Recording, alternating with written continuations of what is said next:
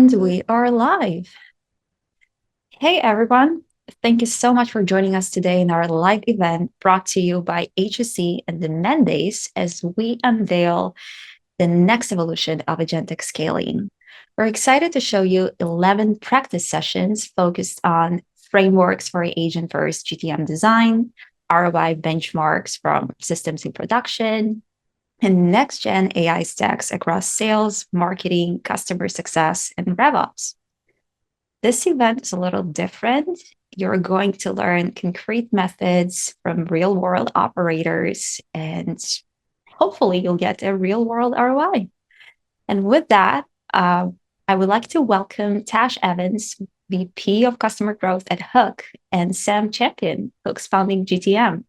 They'll be presenting the method retention before and after the AI revolution. Tash and Sam, thank you so much for joining us today. And how's sunny England? Actually, surprisingly sunny today. We can't complain. But yeah, thanks so much for having us, Julia. We're really excited to be here. And as Julia mentioned, we're here to talk a little bit about retention pre and post the AI revolution. Here at Hook, what we do, we leverage AI and machine learning to predict customer revenue. So basically, we tell you what to do, how to do it, and how to influence the outcome. And we're going to tell a little bit of our story and our journey today through that lens of what does retention look like pre and post AI, and some of the things to maybe watch out for in the new world of AI, so you can make sure that whilst we're all focused on getting our team to do things efficiently, that we're doing them efficiently in the right place and the right things on the right customers. So Sam, if you wouldn't mind sharing your screen, you've got our slides today. I'm going to set a little bit of the backdrop, and I know that I don't really need to tell this group this, but SaaS has been changing a little bit in the last couple of years, in case folks didn't realize. There's a lot of market pressure, there's an increase in competition, sales are slowing down, and it means a lot of businesses are turning to the post-sales teams, and they're inspecting our churn numbers, expecting more from upsell and from NRR.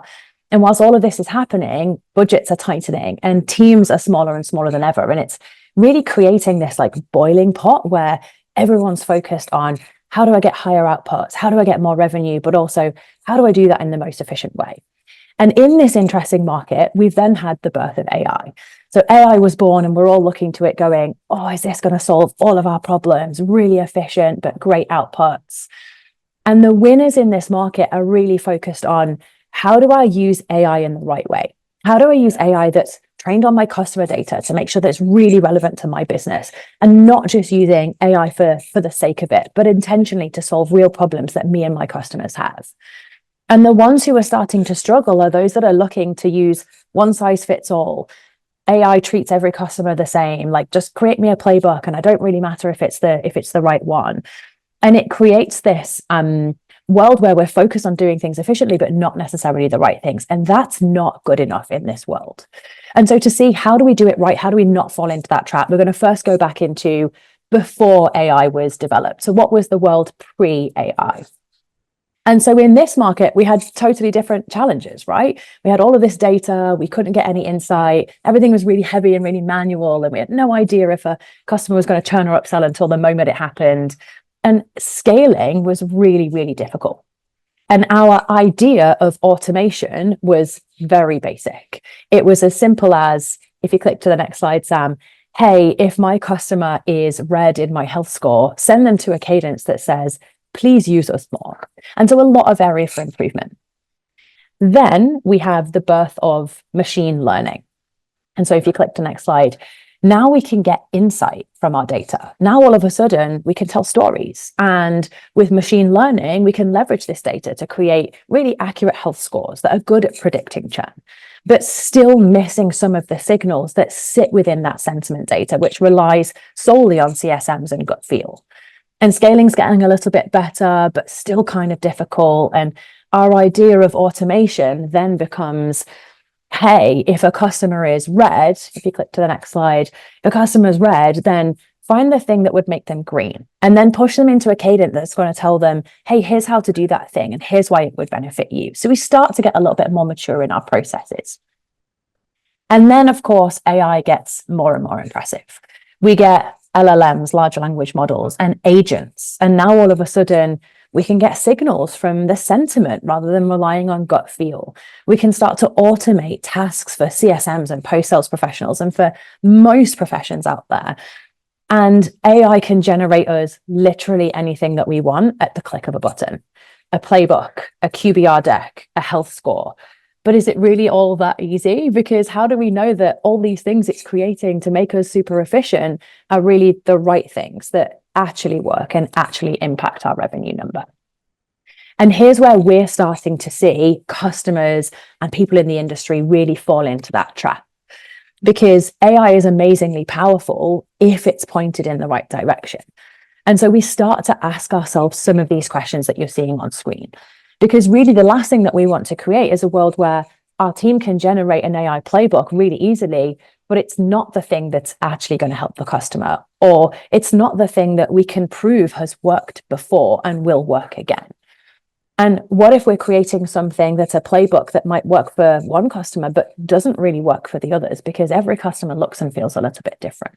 What if we're relying wholly on sentiment for a health score, but we're missing some of this really clear data signals? And in this market that we talked about at the start, we just can't afford to get this wrong. Like in a world where we're focused on being really efficient, we can't afford to waste resource. We can't afford to point things in the wrong places, and we can't afford to not influence the bottom line.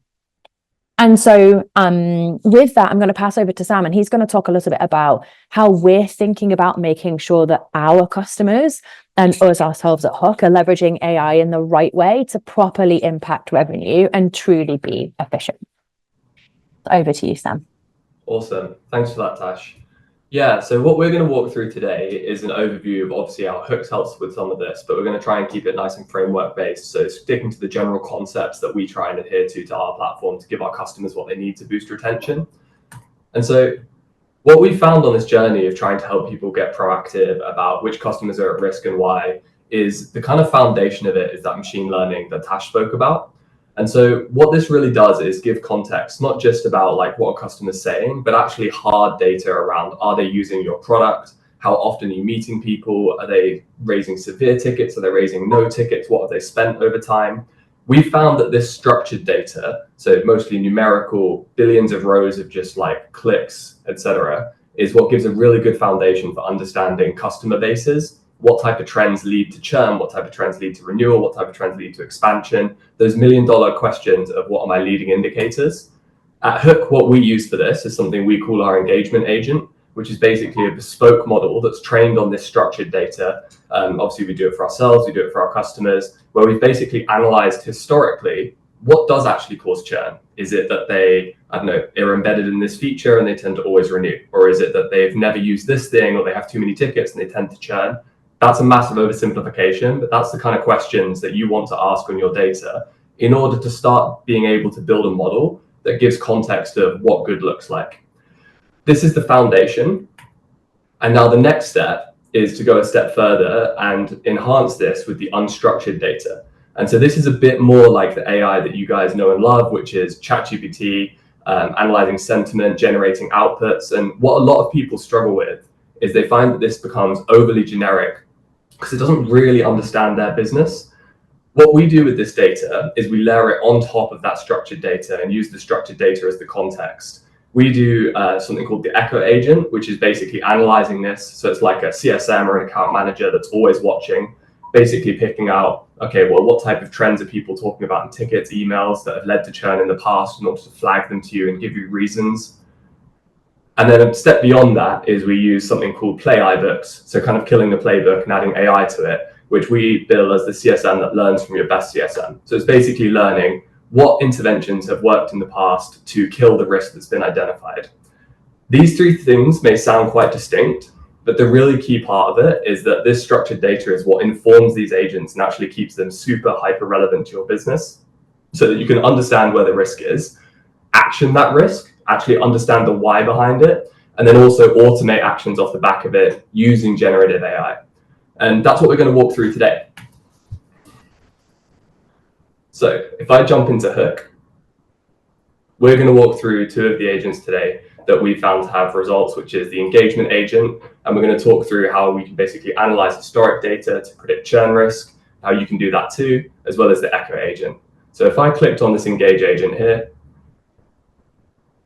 What we effectively do here is the first step to making any sort of model become actionable and relevant is we surface and rank all of your historic data so that you can see it trending over the past 12 months, for example. So if you were to log in, look at your customer DHL that's maybe got 2 product subscriptions today, we can see this trending over time. We can see how many MAUs, how many courses they've completed, how much meeting time you've had with them.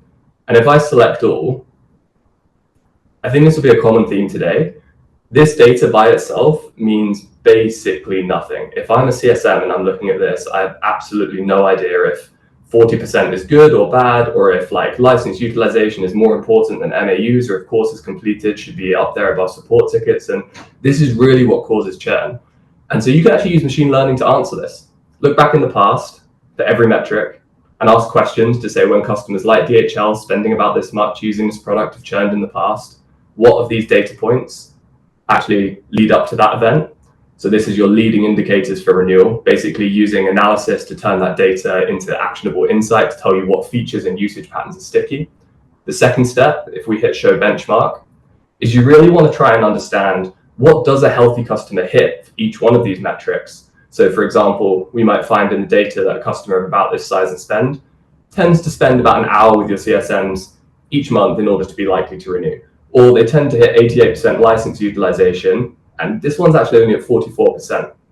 And what you'll realize here is once you have these two answers of what are healthy benchmarks that customers should be hitting based on my historic data, and out of all of these metrics, which metrics actually are important for my customers, that's when you can start using AI to really make it impactful for your business. Because then all of a sudden, we don't have to look at all of this data. We can just immediately see, okay, well, this customer, DHL, the Elevate product, we've got a model in the background predicting the risk of this one, very, very low. But the Learn product, this is the one that's having the problem. And this is machine learning. So this tends to be hovering around 80% accurate, predicting churn even 6 months before renewal. It doesn't tell the full story, which is the AI we're going to show later. But what this obviously enables you to do is when we zoom out to scale,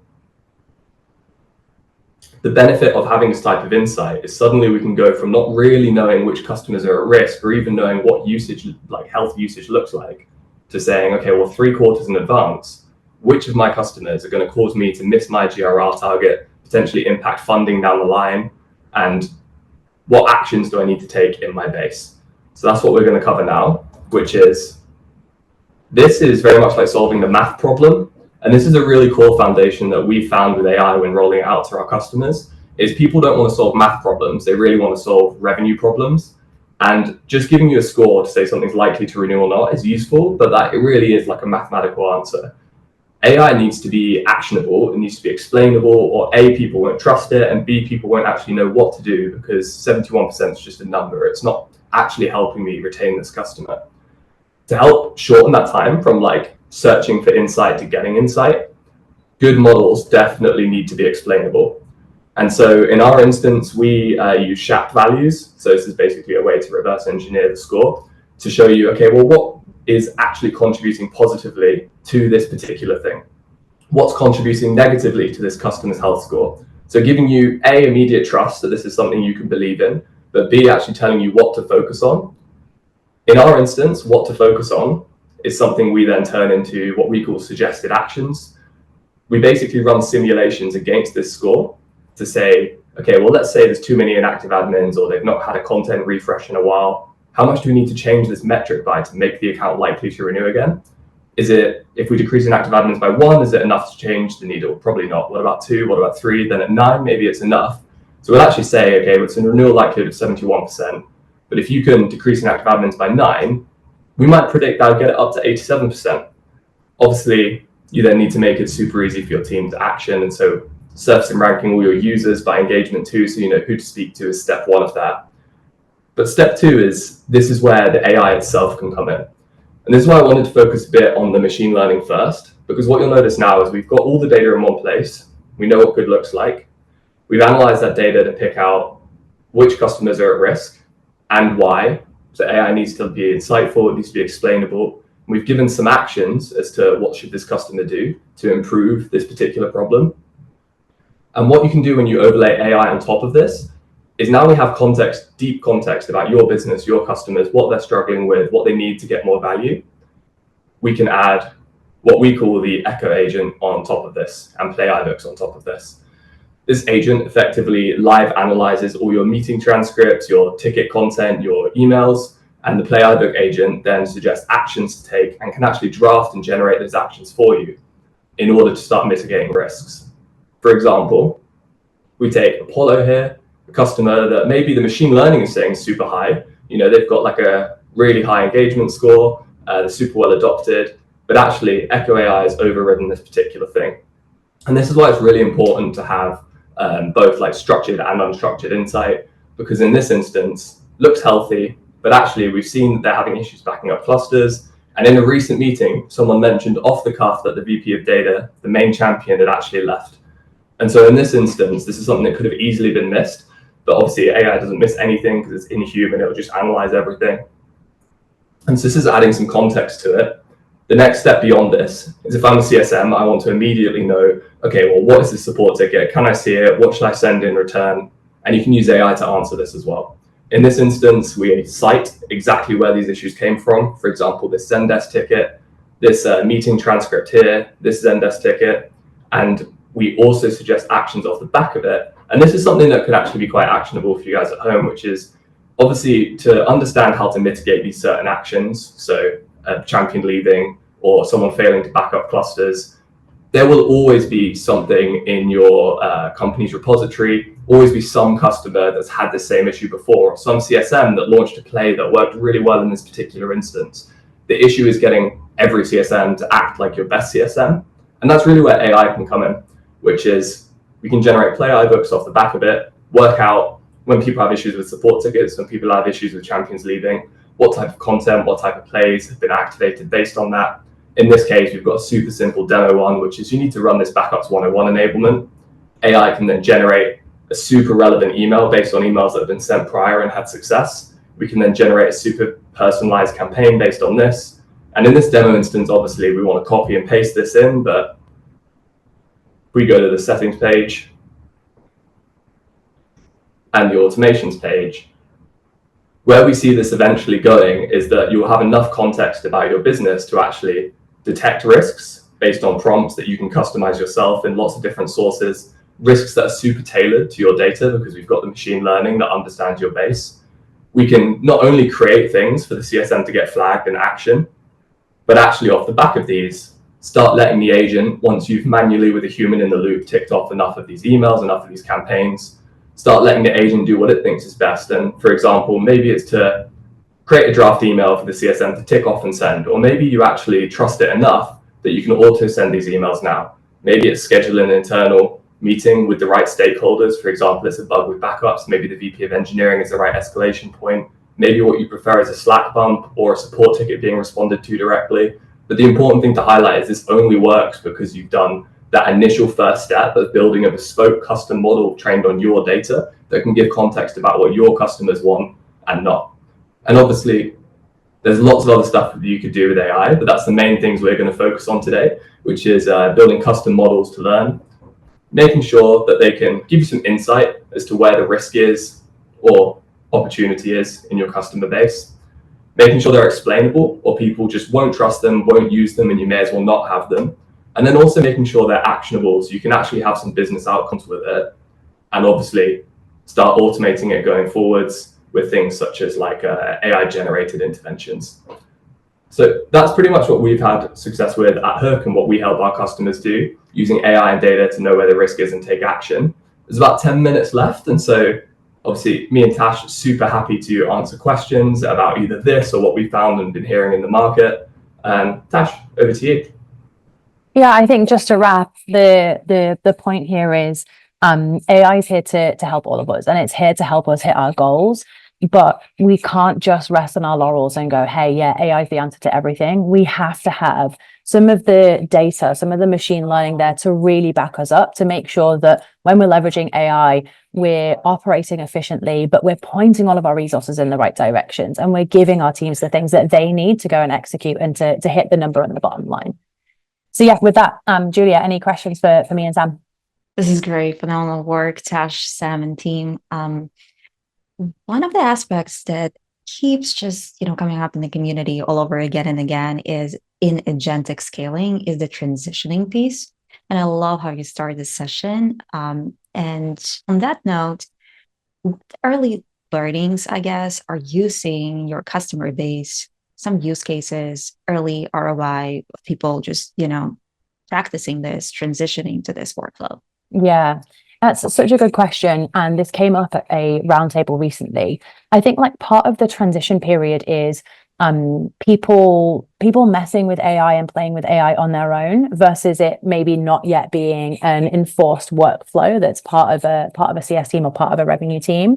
And so I think what really helps with that transition is allowing your team to get creative and to go and play with different pieces of AI tech, whether it's in their space or just in their personal life, so that they get more comfortable with the concept of agents and AI and the value that it can bring to all of us, as part of the transition into perhaps having more of a workflow as a business that's AI based or agent based.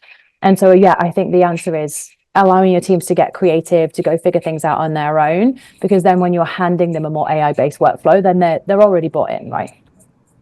And for me personally, and obviously Tash looks after our customers and I look after our prospective customers, one of the big things that makes people feel reassured is you don't just want to jump in and give AI free reign to message your customers and do everything for you, because you really, at least initially, want to definitely have a human in the loop that's proofreading things, that's checking things, that's giving feedback so we can make it more accurate. It's only once you've had enough of those past the sort of bar of, yeah, I'm happy to send this, then you can start removing some of the manual tasks by automating things entirely. So making sure it's like a phased approach is something that tends to make people feel much more comfortable with rolling it out. Awesome. Well, let's address a couple of questions from our community here. And one of them is, how do you make sure it's not just spitting out generic advice or missing the context? Yeah, great question. Love that one. I think the way that you do that is you have to train it on customer specific data. But not only that, you need to create some customer specific rules in the background. So part of what we've been working on with our customers is training our LLMs and training anything AI based, or always based on customer context and customer data. But what the AI doesn't know until you tell it is what's acceptable as a suggestion and what can you go do. And so then there's like a human element where you need to come in and go, okay, well, AI has told me where I need to focus, whether it's based on data, whether it's based on sentiment. It's called out where I've got risk and upsell opportunity, and it's told me how to go influence that based on what's worked previously. And this is why the machine learning piece is so key, right? Because it's all very well having AI create you a playbook, but how do you know that's the one that's worked in the past when you've been facing the same renewal challenges or the same technical challenges or whatever that looks like? So it's telling us how to go do that. But how do we know that those actions are appropriate to the customer?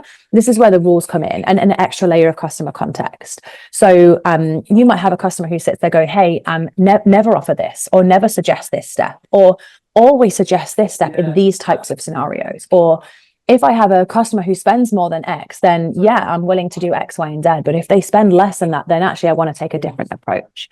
And so I think it's this combination of always training everything on customer specific context, but then adding in that like human sensible layer of rules into there to make sure that what you're showing back to your teams is acceptable and value add to them and to the customers too.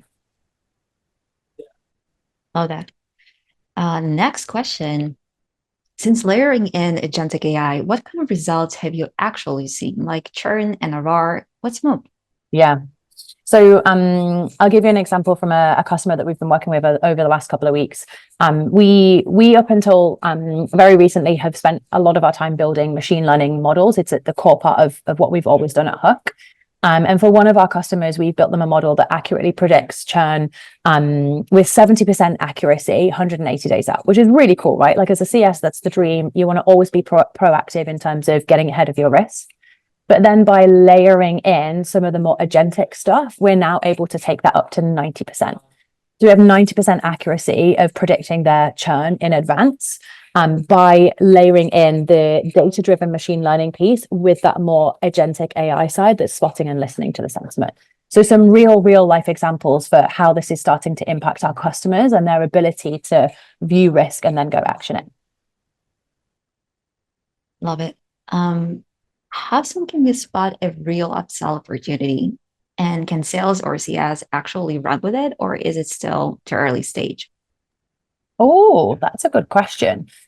So we apply the same kind of methodology to our upsell models that we do to our retention models. And so we're trying to spot that as far out as we can. And what we're optimizing for is that 180 days out. Can CSMs run with it? Yeah, I don't know if that's like a philosophical question. But yeah, like massive fan of CSMs running with upsell. And I think, part and parcel is giving them the confidence by telling them where to go focus and the steps to take, I think is part of the battle for sure.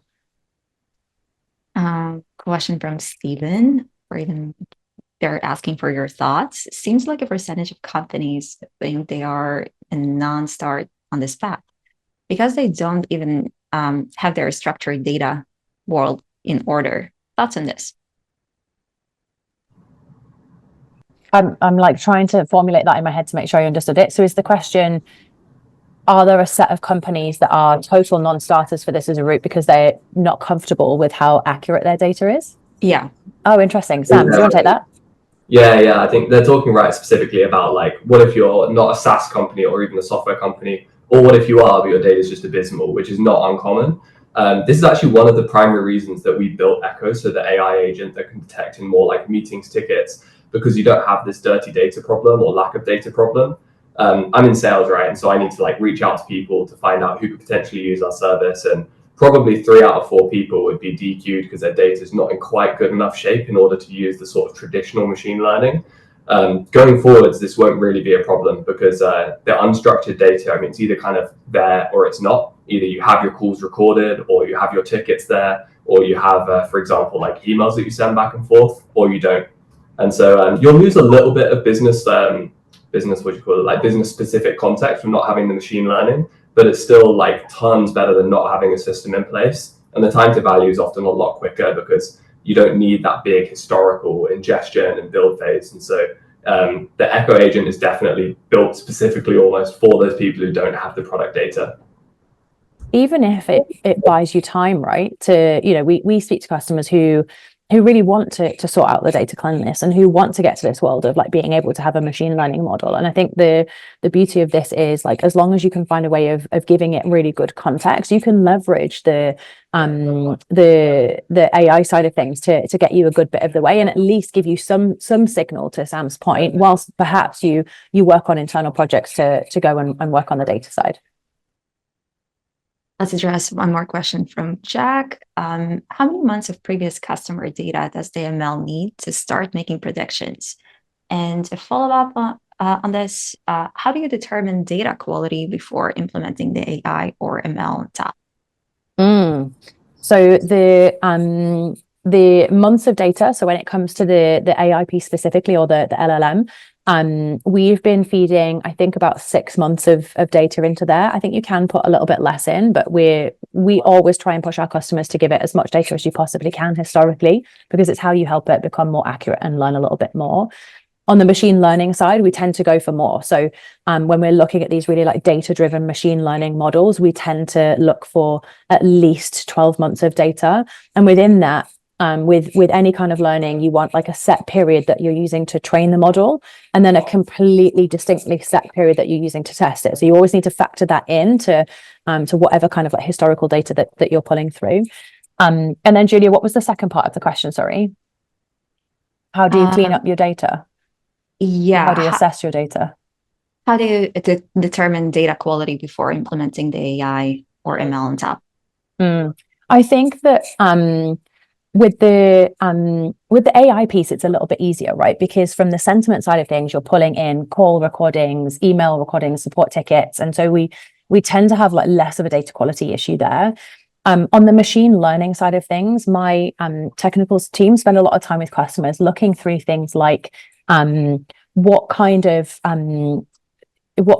historical data do you have access to? How many metrics do you have access to in there? And are there any gaps in the data? So that's kind of the first thing that we look at. And then the second thing is, how do you link all of that great usage data up to users and to accounts? And as long as you can do that in some way, shape, or form, you have a way of attributing the product usage to the account itself, and therefore something that you can build a model on. So they'd be the two things that I would focus on if it were me looking at that. Super insightful. Thank you so much, Tash. Pleasure. Thanks for having me. The questions keep coming. How can people test drive this? Come find us on LinkedIn, come message me separately and we will sort that out, or message Sam happily. Awesome. Thanks.